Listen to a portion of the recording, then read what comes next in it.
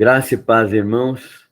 Nós estamos dando continuidade ao estudo da carta aos Filipenses. Nesta tarde, nós vamos estudar o capítulo 3, os versículos de 1 a 11. Eu vou fazer a leitura, os irmãos podem acompanhar nas suas Bíblias ou ouvir a leitura que eu vou fazer agora. Então, Filipenses 3, de 1 a 11. O texto diz assim: Quanto ao mais, irmãos meus, alegrai-vos no Senhor, e a mim não me importa, não me desgosta, e é segurança para vós outros que eu escreva as mesmas coisas. Acautelai-vos dos cães, acautelai-vos dos maus obreiros, acautelai-vos da falsa circuncisão, porque nós é que somos a verdadeira circuncisão.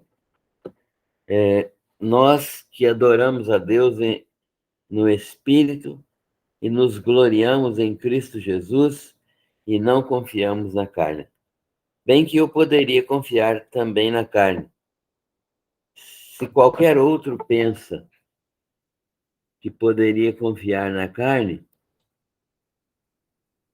aí eu ainda mais, circuncidado ao 8º dia, da linhagem de Israel, da tribo de Benjamim, hebreu de hebreus, quanto à lei, fariseu, quanto ao zelo, perseguidor da igreja, quanto à justiça que há na lei, irrepreensível.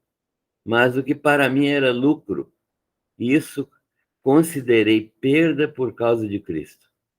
Sim, deveras considero tudo como perda, por causa da sublimidade do conhecimento de Cristo, Jesus, meu Senhor, e por amor do qual perdi todas as coisas e as considero como refúgio para ganhar a Cristo.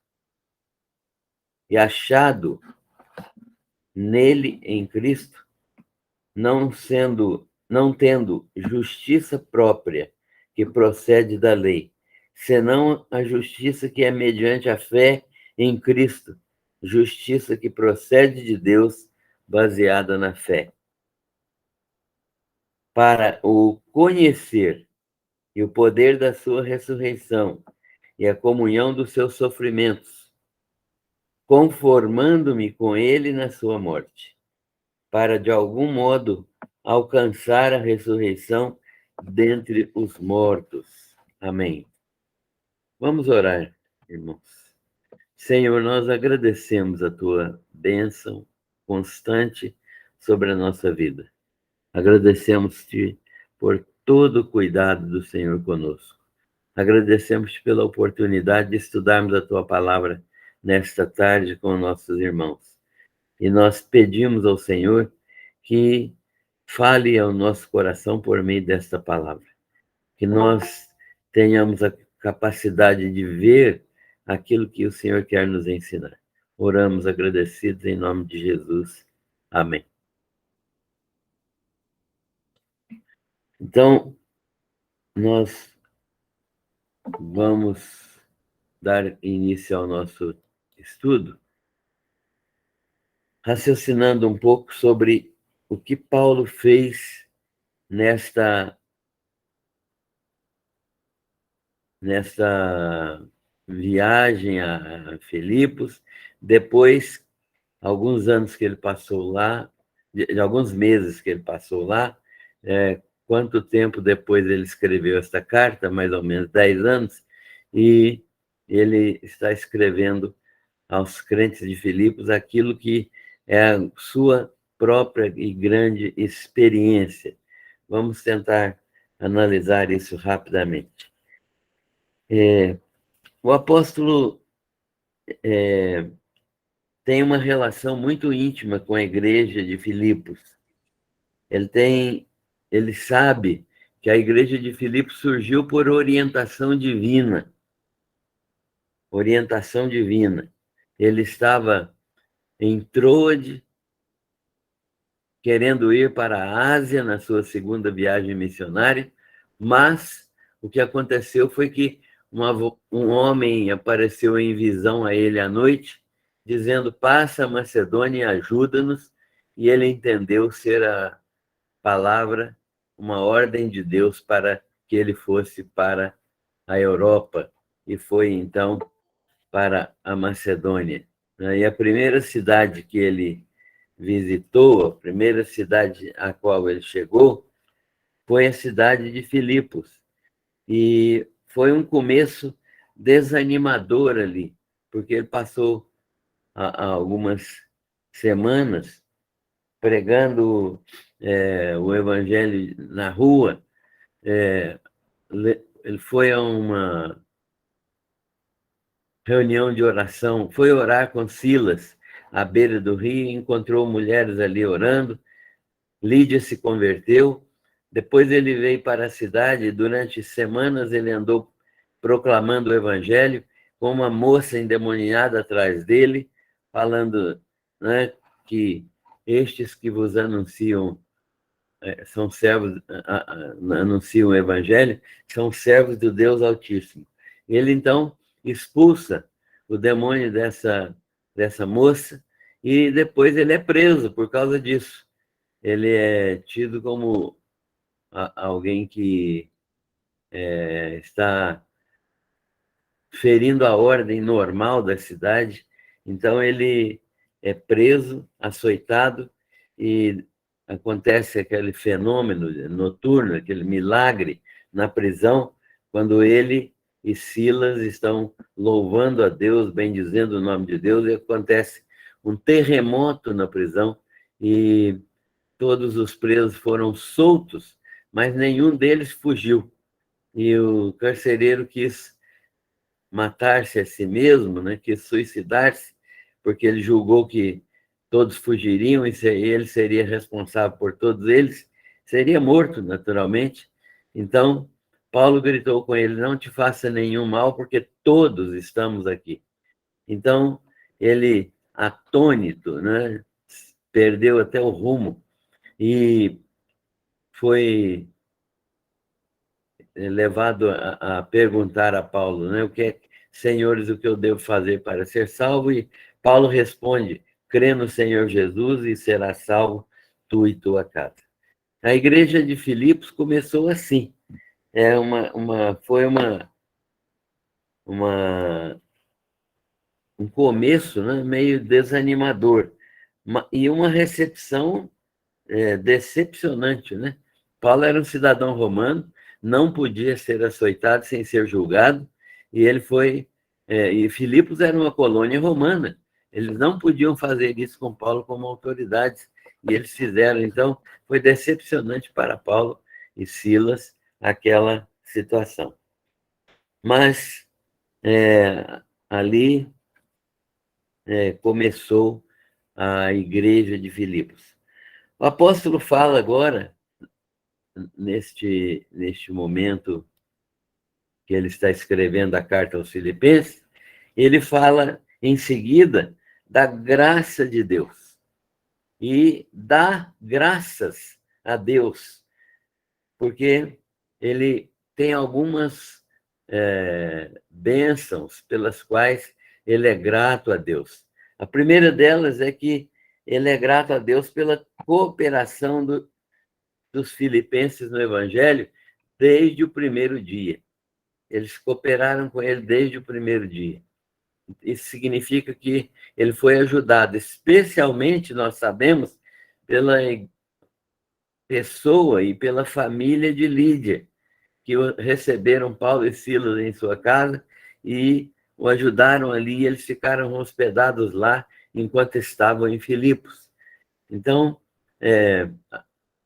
a cidade, a igreja, os recebeu de braços abertos, né? E eles foram muito ajudados pela igreja incipiente, uma igreja que estava apenas começando. E segundo fato pelo qual ele dá graças é pelo amor fraternal que os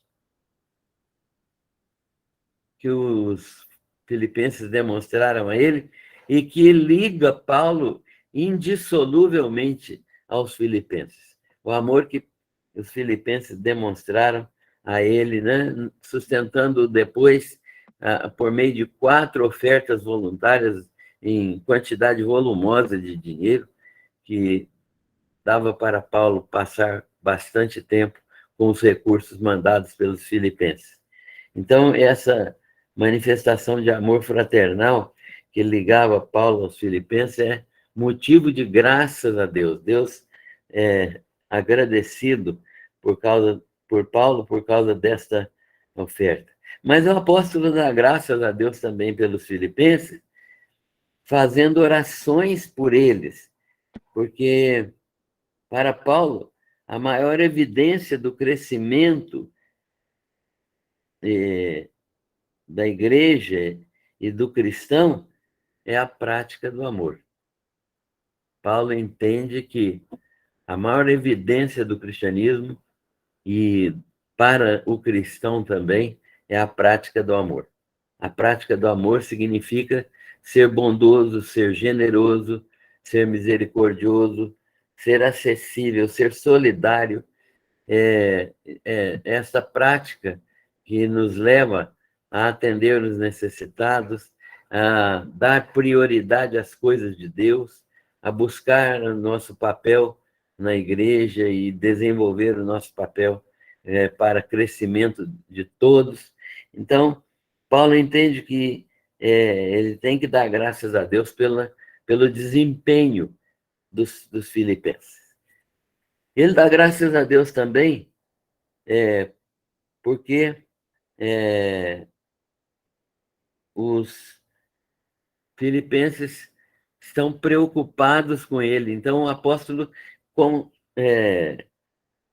consola os filipenses. Nesta carta, ele manda um consolo aos irmãos de Filipos, né? E eles estavam entristecidos com a prisão de Paulo. Paulo escreveu esta carta preso em Roma, na primeira prisão, porque tudo indica que Paulo ficou preso em Roma 2 vezes. Uma primeira prisão da qual ele foi solto e a segunda prisão que foi a prisão que determinou a sua morte. Mas Paulo está preso em Roma na primeira detenção e ele estava muito grato a Deus pelos filipenses e mais intensamente ele ficou agradecido por saber que os filipenses estavam entristecidos pela sua prisão. Não é comum a gente ficar muito afetado pela prisão de pessoas, né? A gente não dá muita vez, a gente não manifesta muito interesse quando as pessoas são presas, né? São poucas as vezes que a gente visita alguém na prisão, etc. Mas os filipenses estavam entristecidos. E Paulo, então, conclama os filipenses a que eles se alegrem, porque o evangelho de Jesus Cristo não está preso.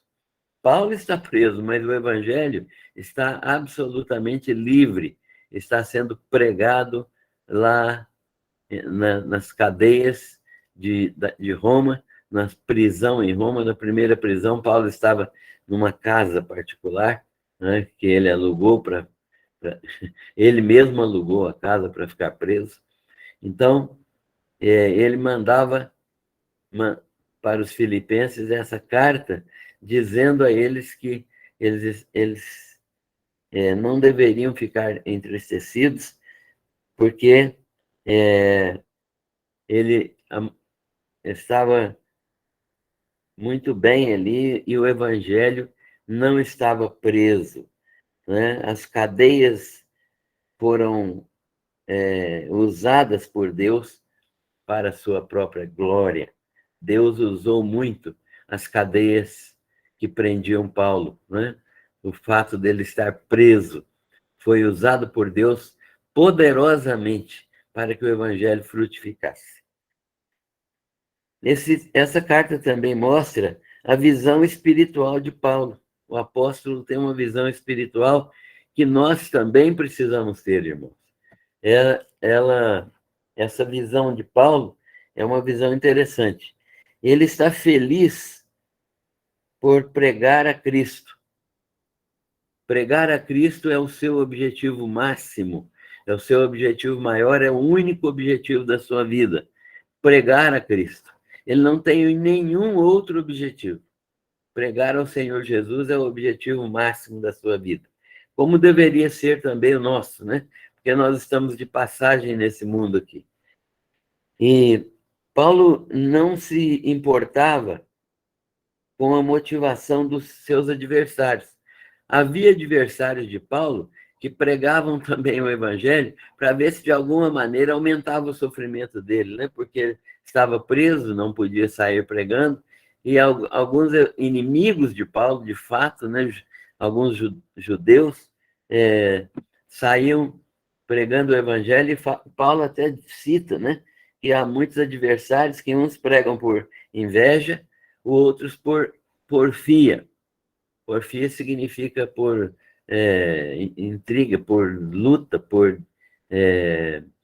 uma situação de inveja maior do que inveja, que é ferir a outra pessoa, né? Porfiar significa se desentender e lutar. Paulo, então, está demonstrando a sua visão espiritual. Ele diz que, de boa vontade, ele prega. E as pessoas precisam pregar também de boa vontade. Mas, de boa vontade ou não, contanto que Jesus Cristo seja anunciado, né, ele estava feliz, Paulo estava feliz, ao invés de ser injuriado ou de ter seu sofrimento aumentado, ou de ficar achando ruim estar preso, ele tinha alegria que o evangelho estava sendo pregado, ainda que os pregadores não tivessem a motivação adequada, né? Não fossem aqueles que pregassem por boa vontade, mas uma disposição muito ruim. Então, Paulo diz que para ele era bom demais saber que o evangelho estava sendo pregado. E ele não se importava muito com isso, porque ele dizia: para mim o viver é Cristo e o morrer é lucro. O que é que Paulo está querendo dizer com isso? Que ele é uma pessoa cujo objetivo maior da vida, a maior centralidade da sua vida é o Senhor Jesus. E pregar o seu evangelho é para Paulo o seu ministério único, exclusivo. Ele entende que ele foi chamado para pregar o evangelho. O apóstolo ainda demonstra ainda, né, uma convicção. O apóstolo, em relação à prisão, ele demonstra uma convicção grande. Ele entende que ele será liberto ainda da prisão.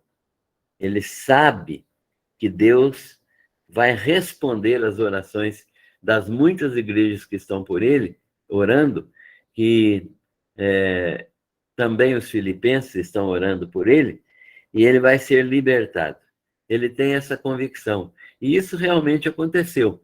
Ele teve uma libertação, mas depois ele foi novamente preso, né? Mas nesse período que ele teve uma libertação, ele ainda fez uma viagem, aparentemente, uma viagem a Chipre.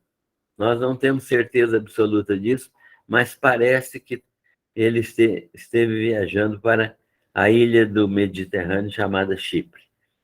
E ali ele constatou a obra de evangelização que Barnabé e João Marcos fizeram. Segundo lugar aqui, eles queria estar com Cristo. O desejo de Paulo neste momento é estar com Cristo. Ele acha, entende que já terminou sua carreira, né? Ele acha que já terminou sua carreira. Mas querer estar com Cristo era a vontade dele. Mas ele sabia ainda que seu trabalho neste mundo ainda frutificaria muito. Ele queria estar com Cristo, achava que era tempo dele ir, mas sabia que se ele ficasse neste mundo, seu trabalho ainda frutificaria muito. E ele entende que, por causa das igrejas, do povo de Deus, Deus vai mantê-lo aqui, neste mundo. E é verdade, Deus o manteve aqui neste mundo exatamente por causa das igrejas, né? Para ser uma bênção para as igrejas. Isso é o que nós estamos vendo desde o início da carta. Paulo faz uma exortação aos crentes de Filipos. Qual a exortação? A exortação aos crentes de Filipos é a seguinte: que eles sejam unidos para pregar o evangelho. O evangelho produz unidade. Quando o evangelho verdadeiro está sendo vivido, a igreja tem unidade. Quando a unidade está sendo prejudicada, quando a unidade está sendo afetada, pode ter certeza que o evangelho não está sendo conhecido plenamente ou que não está sendo obedecido plenamente. E o evangelho produz unidade. Paulo quer que os filipenses vivam ainda e sejam unidos, muito unidos, para quê? Para lutar pela fé. Paulo sabe que vai haver luta pela fé. Quando Paulo escreveu esta carta, os filipenses estavam sofrendo perseguição, e por isso Paulo escreve neste tempo para fortalecer também os irmãos. E ele fala: olha, se vocês estiverem unidos no evangelho, vocês terão mais forças para vencer as provações que advêm das perseguições. Vocês precisam estar unidos, e o evangelho pode unir vocês. E vocês vão lutar pela fé evangélica, sem se intimidarem, sem serem enfraquecidos na fé. Os adversários não vão intimidar vocês. Vocês serão vitoriosos, né, por causa da unidade do evangelho, e vocês passarão pela provação com um vigor muito renovado, porque vocês passarão pela provação e serão aprovados diante de Deus. Então, Paulo está ensinando os crentes de Filipos a serem unidos no evangelho, né? Porque o evangelho, quando o evangelho é pregado, as pessoas creem nele, ele muda o caráter e transforma as pessoas e dá unidade àqueles crentes que estão juntos. O evangelho produz unidade, o evangelho produz coragem para lutar pela fé. Os adversários vão ser condenados, Paulo diz isso, né? Porque quando sofremos perseguições, Paulo está dizendo que a perseguição é uma evidência de salvação. É interessante Paulo falar isso, que para os que são perseguidos, os crentes, e permanecem firmes, isso é prova de salvação. E para os perseguidores, isso é prova de condenação. Paulo está dizendo que os crentes verdadeiros, mesmo quando perseguidos, eles permanecem firmes E isto é uma demonstração de que eles são salvos. Já a mesma perseguição produzida pelos incrédulos é uma demonstração clara de que eles já estão perdidos.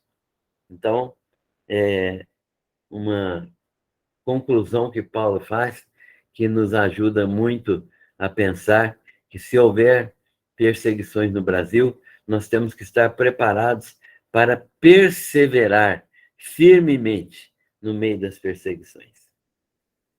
O Evangelho traz unidade, né? Unidade e santidade. Agora, Paulo vai demonstrar que o Evangelho traz também santidade. Paulo está falando do amor fraternal, né? Da humildade. O Evangelho produz amor fraternal e quando nós consideramos os outros superiores a nós mesmos e nos dispomos a sermos utilizados na vida das pessoas, a sermos bênção na vida das pessoas. O amor fraternal, portanto, é uma consequência do Evangelho. E a humildade, a mesma humildade que houve em Cristo. Nós já falamos disso aqui num outro estudo anterior, sobre a humildade padrão, que é a humildade do Senhor Jesus Cristo. Mas Paulo fala também do desenvolvimento da salvação. E o desenvolvimento da salvação é o crescimento espiritual no conhecimento do Senhor Jesus. Crescimento espiritual no conhecimento do Senhor Jesus Cristo. Ou seja, santificação é conhecer cada dia mais o Senhor Jesus, porque não é o conhecer aqui, não é só saber que existe, mas é andar em obediência. Então, todas as vezes que alguém fala que conhece o Senhor Jesus Cristo, ele tem que estar disposto a andar em obediência. Paulo está ensinando, então, que o desenvolvimento da salvação é isso. Conhecer Jesus e fazer tudo que ele manda, tudo que ele ordena, sem murmuração, sem contendas, né? Sermos irrepreensíveis, filhos de Deus irrepreensíveis neste mundo, e valorizando os companheiros fiéis. Paulo ensina isso com a sua prática. Ele valorizou Timóteo e Epafrodito de uma maneira muito especial, porque ambos eram muito ligados a Paulo. Timóteo era filho espiritual de Paulo, e Epafrodito era considerado um irmão de Paulo também, irmão espiritual. E os dois tinham um relacionamento muito estreito com Paulo. Paulo, então, valoriza as pessoas que trabalham com ele, né? Que arriscaram a própria vida para trabalhar com ele. Isso é mais ou menos um resumo daquilo que nós já vimos até agora na carta aos Filipenses. Mas agora, no texto de hoje, nós vamos ver Paulo exortando os crentes, exortando os irmãos de Filipos a terem uma atitude de cultivo da alegria, vamos dizer assim. Paulo está exortando os crentes de Filipos a cultivarem a alegria no Senhor. A alegria que Paulo quer que os crentes cultivem é a alegria no Senhor. O que significa alegria no Senhor? Não é nas coisas materiais que Deus nos dá, não é naquilo que são bênçãos espirituais, até bênçãos espirituais que Deus nos dá, né? Não é nos alegrar nas bênçãos, embora elas possam trazer alegria. Mas é mesmo em tempo de não recebermos nada, nos alegrarmos em Deus. Ele é a fonte da alegria. alegrarmos em Deus, alegrarmos no Senhor. Nele, em sua palavra, que nós devemos nos alegrar. Alegrar em Deus e naquilo que Deus fala na sua palavra, que é de Deus também. Alegrarmos porque temos Deus, alegrarmos porque temos Jesus, alegrarmos porque nada pode nos tirar da presença de Deus, nada pode tirar o Espírito Santo de dentro de nós, nada pode quebrar essa aliança irreversível que Deus fez conosco em Cristo Jesus na cruz do Calvário, e nada pode afastar-nos dessa presença maravilhosa e desta vida ressurreta que Jesus Cristo implantou em nós. Nada. Tudo é inútil nesse esforço de nos afastar. Ninguém pode, Paulo fala, né? Ninguém pode nos separar do amor de Deus. Nada neste mundo pode nos separar do amor de Deus que está em Cristo Jesus.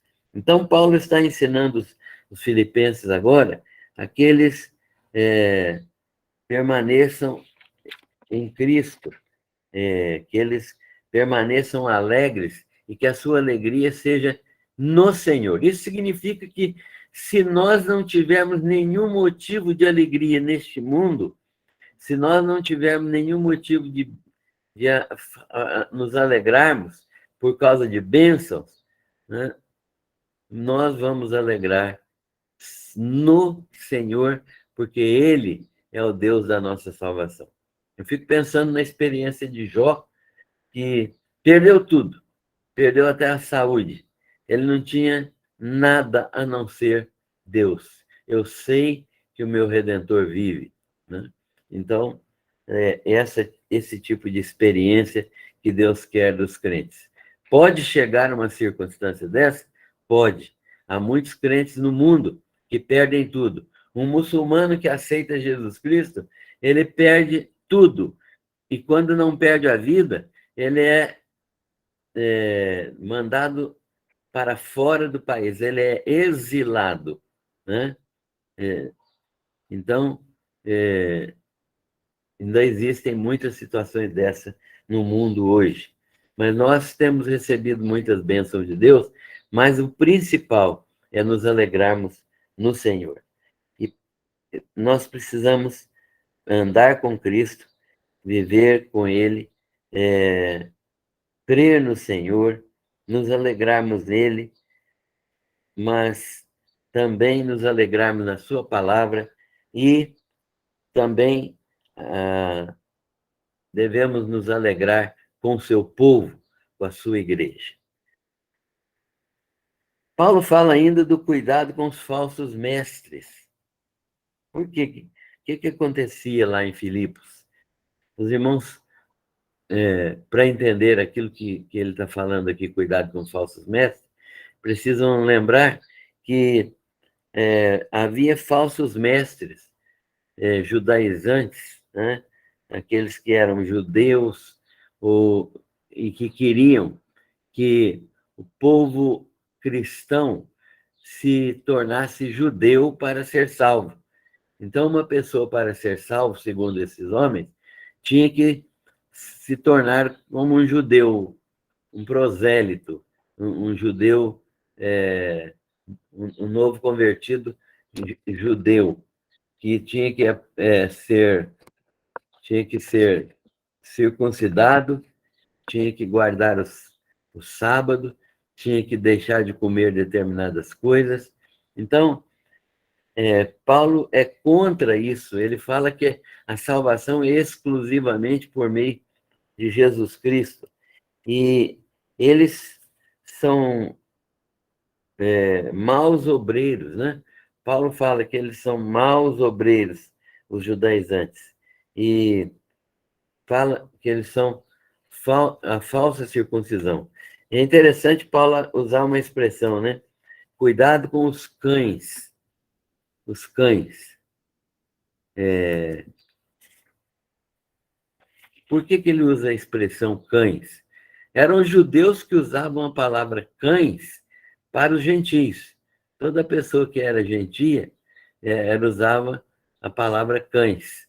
Lembra-se de Mateus, quando Jesus fala com aquela mulher Ciro-fenícia, ela pede para ele expulsar o demônio da sua filha, e ele disse, não é lícito lançar o pão dos filhos aos cachorrinhos. Ele estava se referindo ao modo como os judeus tratavam aos gentios. Mas aqui Paulo inverteu. Ele fala que cães, na verdade, que têm comportamento de cães, que são... lá na Judéia havia muitos cães selvagens, e é desses cães selvagens, não domesticados, que Paulo está falando, que eles viviam brigando, viviam arreganhando os dentes para os outros e brigando entre si com pessoas mais frágeis. Então, Paulo está dizendo que esses judaizantes são como aqueles cães, e são maus obreiros, são falsos mestres que estão ensinando, e que, portanto, os nossos queridos filipenses não devem dar atenção a eles, não devem prestar atenção neles, devem permanecer firmes na palavra. Nós é que somos a circuncisão verdadeira, diz Paulo. A circuncisão verdadeira somos nós, e não eles. Os judeus pensam que eles são a circuncisão verdadeira, mas eles não são. Eles têm uma circuncisão física, nós temos uma circuncisão espiritual. E Paulo dá as razões por que nós somos a circuncisão verdadeira. Ele fala, porque nós somos, primeiro, adoradores de Deus. Nós adoramos a Deus. Segundo, nós vivemos na dependência e no domínio do Espírito Santo. Adoramos a Deus em espírito e em verdade. Terceiro, nós nos gloriamos em Cristo Jesus. A nossa glória não é na lei, não é na nossa justiça pessoal, não é na nossa sabedoria, não é nas nossas boas obras. A nossa glória está em Cristo. É Ele a quem nós tememos, é Ele a quem nós obedecemos, é dele que nós dependemos, nele que nós cremos para receber a vida eterna. Então, nós é que somos a verdadeira circuncisão. E, em quarto lugar, ainda, ele diz que não confiamos na nossa carne, né? Isto é, não confiamos na nossa própria força, na nossa própria competência, na nossa própria direção, no nosso próprio domínio. Nada disso nós cremos, nada disso nós dependemos. Então, Paulo ensina os filipenses que nós é que somos a verdadeira circuncisão e que eles não devem dar ouvidos a esses falsos obreiros, porque eles são capazes de atrair muitas pessoas que não tiverem uma boa visão, uma boa crença, uma boa fé. Paulo dá demonstração, ele, com a sua conduta correta e irrepreensível no judaísmo, ele pode confiar. Ele está dizendo assim, olha, se alguém pudesse confiar na carne para a salvação, ninguém seria melhor do que eu. Por quê? Aí ele vai falar por que ele poderia confiar na sua própria conduta. Porque no judaísmo ele foi superior a todos. Ele podia confiar nas suas obras, acima de qualquer outro. Ele fala que é da descendência de Israel, né? Ele é israelita, da descendência de Israel. Ele diz que ele não só é descendente de Israel, da linhagem de Israel, em primeiro lugar, mas em segundo lugar ele diz que ele é circuncidado ao 8º dia. Então, é um judeu verdadeiramente seguidor da lei de Moisés. Seus pais o circuncidaram no 8º dia. Depois, ele era da tribo de Benjamim. A tribo de Benjamim era a tribo, com Judá, as duas tribos descendentes de Israel, mas a tribo de Benjamim era fruto do amor de Jacó com Raquel. Então, a tribo de Benjamim era tida como uma tribo querida, né? Porque Benjamim também era o filho da velhice de Israel, né? De Jacó.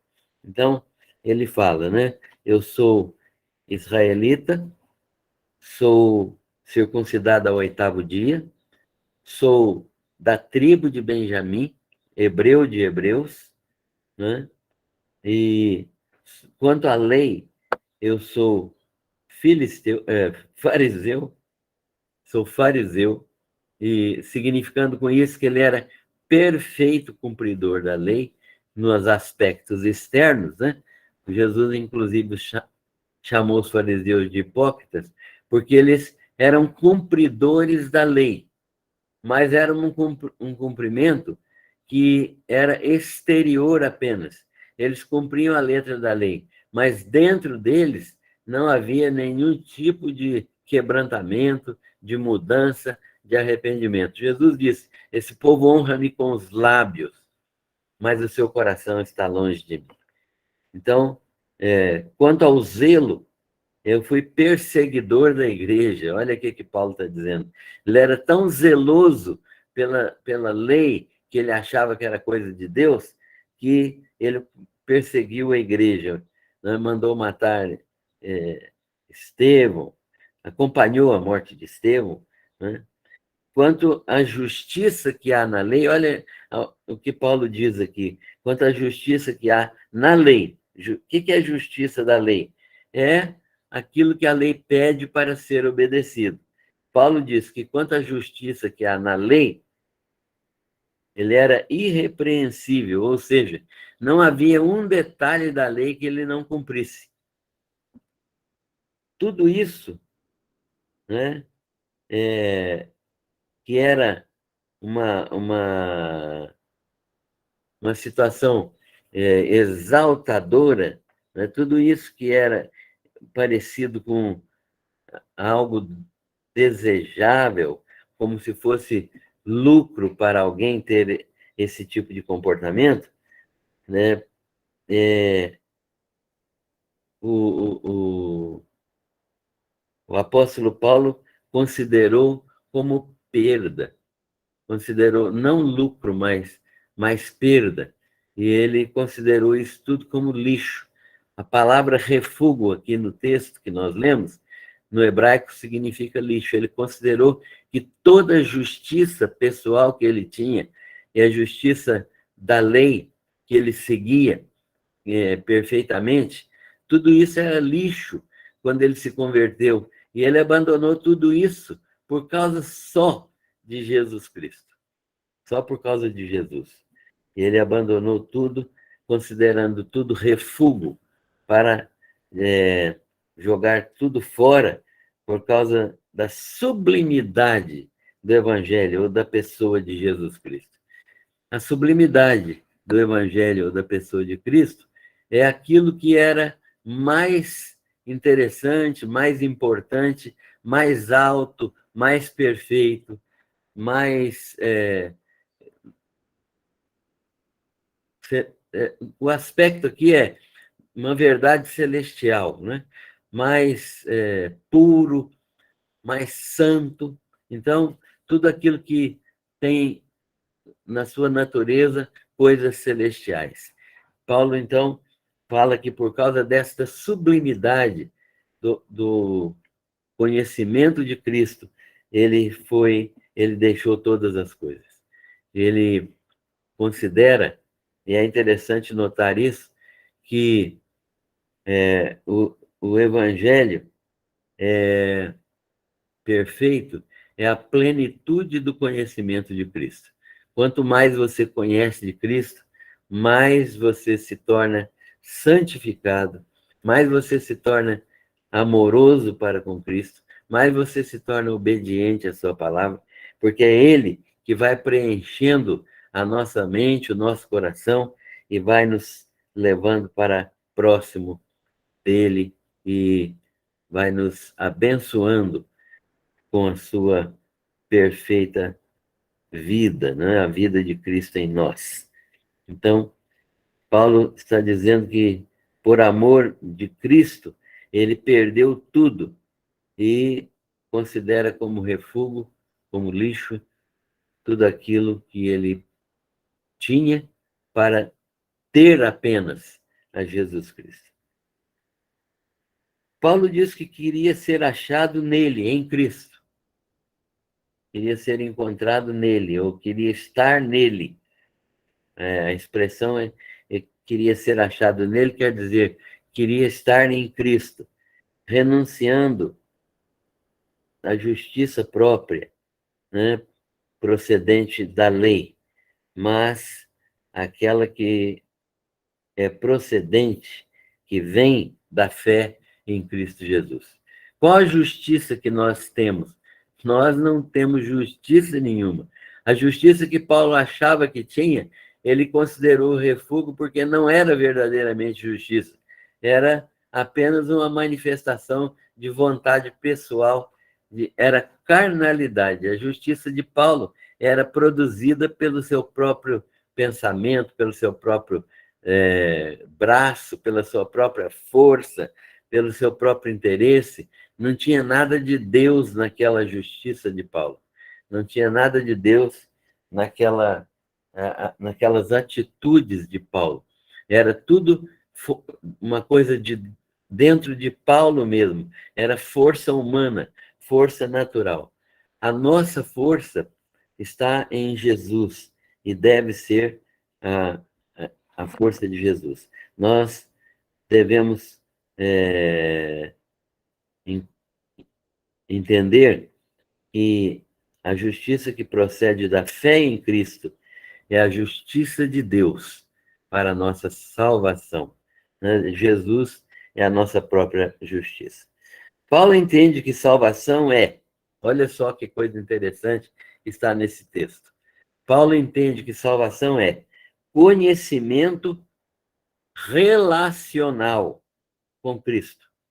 Não sobre Cristo, mas de Cristo. Né? O que é conhecimento relacional?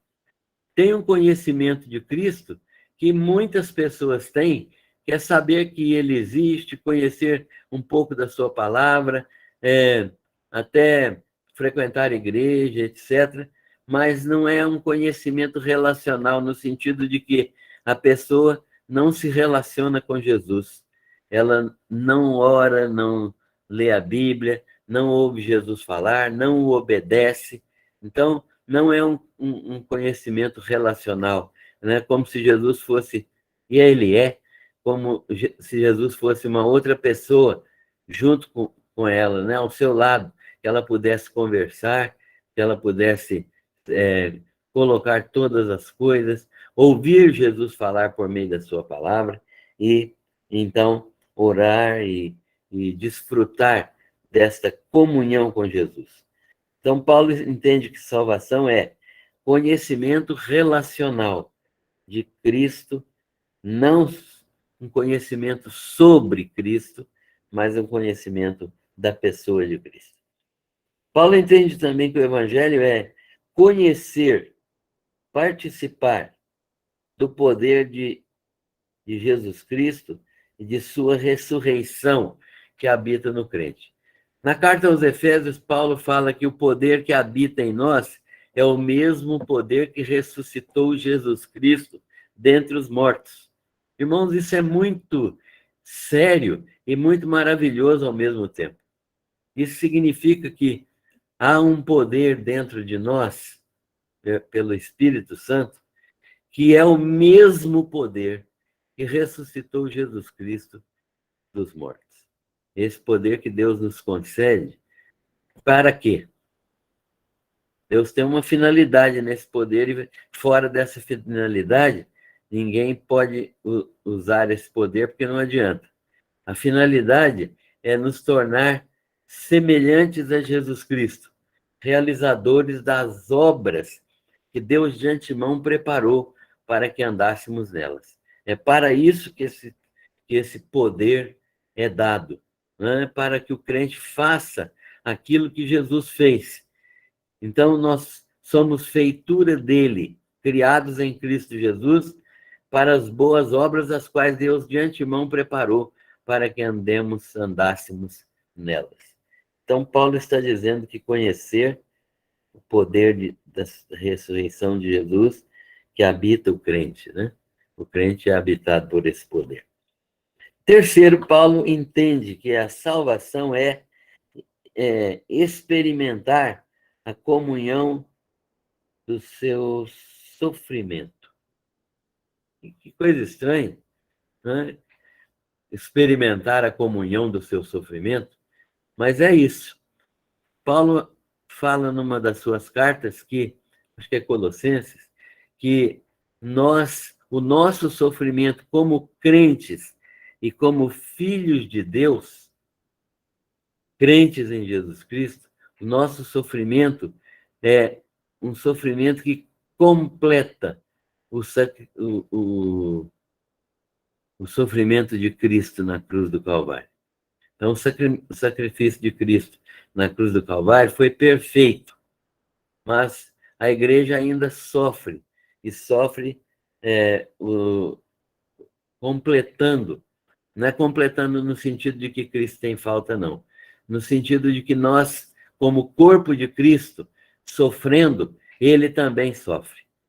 É interessante saber isso, que quando um crente é perseguido, torturado, é morto aqui no mundo, Jesus Cristo também sofre, porque nós somos membros do seu corpo.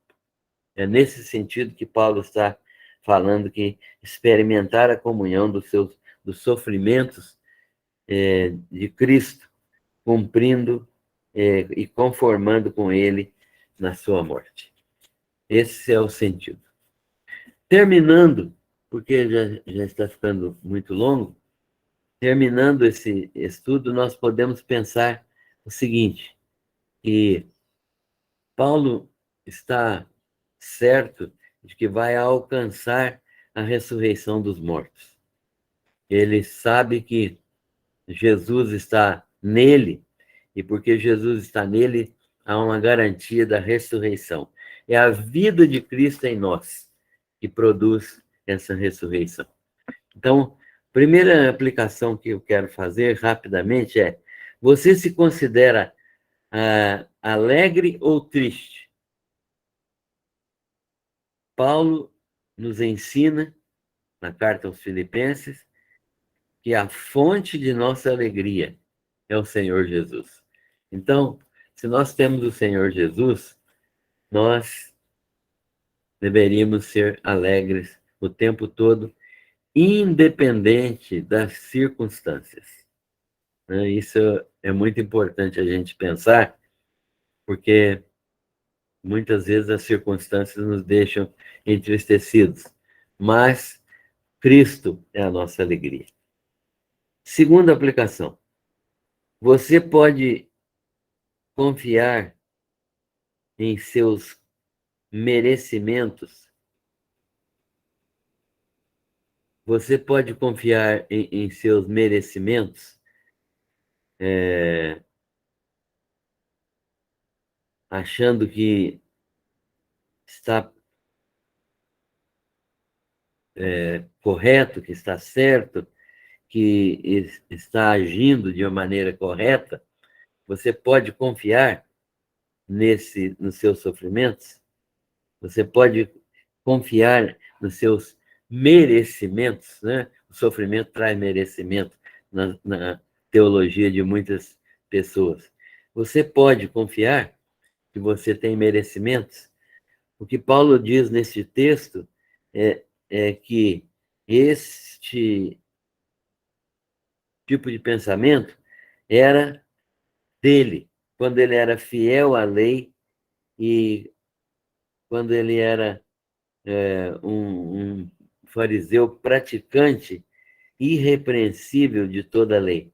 Mas ele entendeu, quando se converteu, que renunciaria tudo que aquilo que ele fazia e achava que estava certo, aquilo que ele cria, era algo absolutamente infrutífero.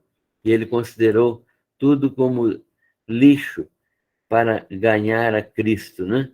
Ele renunciou a tudo por causa do Senhor Jesus Cristo. E que a nossa justiça é o próprio Jesus Cristo. Então, nós não temos merecimento algum.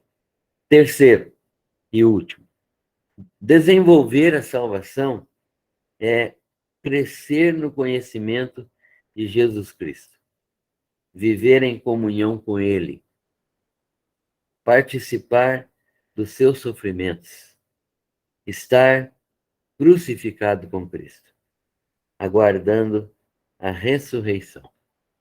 Você age desta maneira, crê nisso, e desenvolver a salvação é crescer no conhecimento de Cristo, que é viver em comunhão com Ele e que é participar dos seus sofrimentos, estando com Ele e crendo na sua ressurreição. Se você crê nisso, você é um crente em Jesus Cristo e nós oramos para que Deus te abençoe. Se você não crê nisso, é preciso crer, porque a única maneira de receber todas as coisas de Cristo é crendo nele. Quando eu creio em Jesus Cristo, eu recebo tudo dele. Tudo vem no mesmo pacote. Crer em Cristo significa receber todas as bênçãos que estão em Cristo por nós. Nós vimos isso ontem no estudo de Efésios. Deus abençoe a todos. Nós vamos cessar a gravação e vamos nos colocar à disposição de quem quiser fazer perguntas e etc.